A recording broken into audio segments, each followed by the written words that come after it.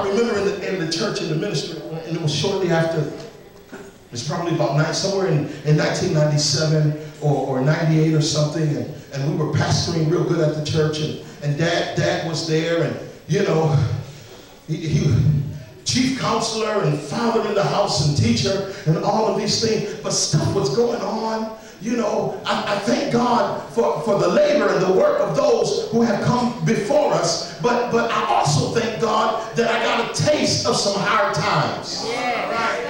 I'm talking about Sundays when you go into church and there wasn't no gas on. I don't want my mic to go out now. I want you to hear, because it wasn't all nice suits and tell somebody you got to go somewhere and they make all the travel arrangements. It wasn't always like that. There were some days when I took from my bills at home. I can't get no witness in here now. Don't you lose your Holy Ghost now. And I paid the bills at the church. No gas and no lights. It was hard. And it's tough to preach. You know, you just preach like you feel like preaching, and you got about 5 folks sitting in the church. And 3 of them little babies.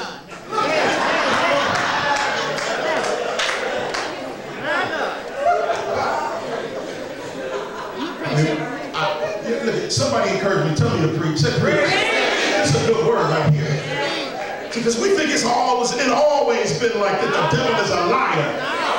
Somebody was up in some place by themselves, crying out to God. Saying, Lord, you said for us to be here. You said for us to do it. And God, if you don't make a way, if you don't open a door, if you don't show yourself back home, if you don't prove yourself to me as Jehovah Jireh, then we got to leave this place.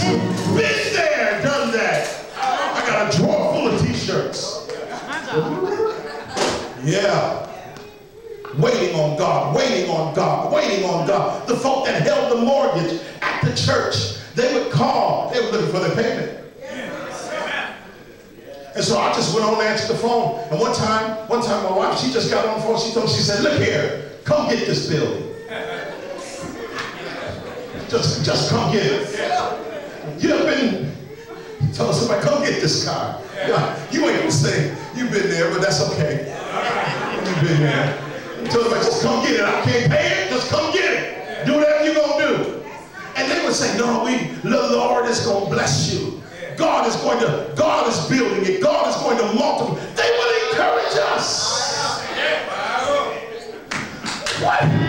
She got off. I said, what they say? They come and they want the keys. She said, no, they just told us to keep praying and keep believing God.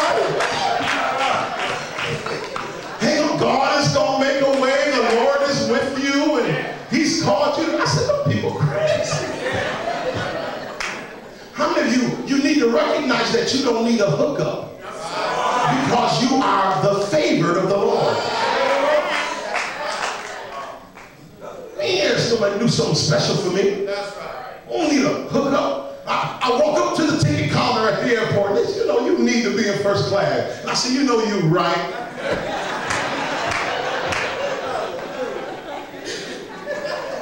How many of you believe you first class material? You gotta think like that when you walk up to the ticket counter. I ain't asking for nothing. Listen, I'm the man of God. I'm first class here. And I just walk on up there and I don't fly nowhere in sweats either. I'll say amen.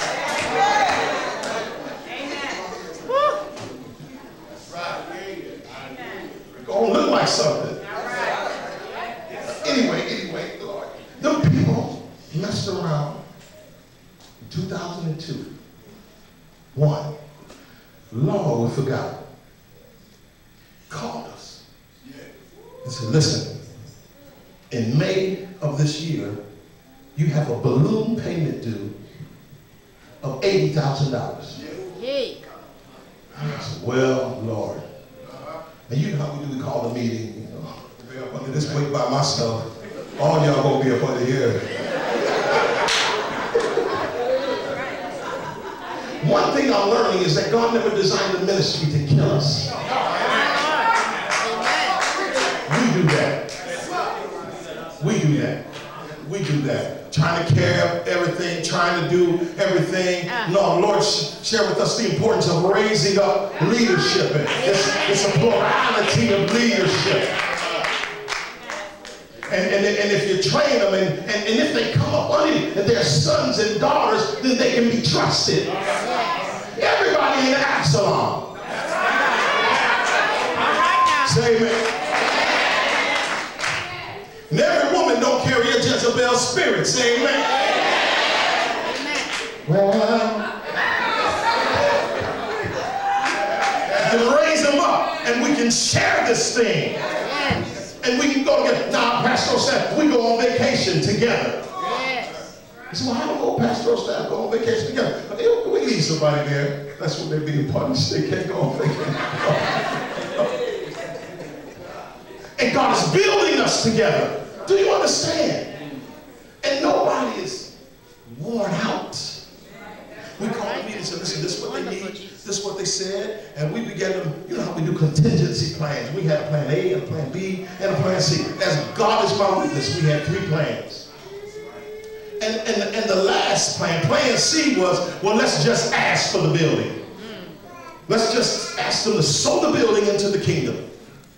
And so we had this meeting, and we shared this plan, and we said, well, here's what we want you to do, and this, that, and the third thing, and we walked them through the building, and we had all of our material there, and we showed them all of the areas in the city that we were involved in, the ministries that we were doing, and boy, they were impressed, and all of these things, and we made an offer, they made a counter offer, the counter offer was doable, they wanted to sell us the building for $30,000 over 5 years. Man, that was great.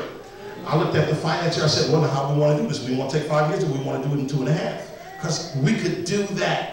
But how many of you know that God don't want it to be that way? Because in the end, we would have said, we did it. Yeah.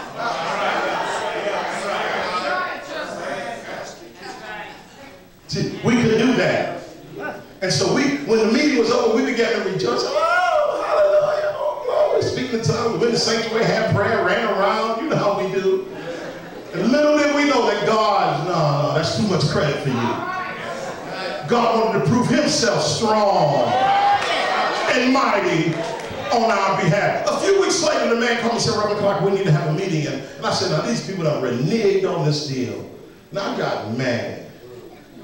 I said, well, come on. I got some of the staff together, and we went to this meeting, and we had a wonderful lunch, and we shared, and we talked. And he said, well, I guess you're wondering why you're here. I said, yes, I am. And he said, well, you remember your third offer where you asked us to just give you the building? He said, well, I took that to my boards. 2 boards that he answered to.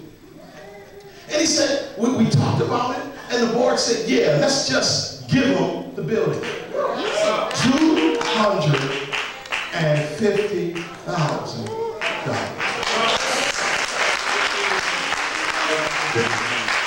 I said all of that to affirm the fact that Dad could see something that we couldn't see. This man was walking by faith and not by sight. Sometimes you just need to close your eyes to the circumstances. Sometimes you need to plug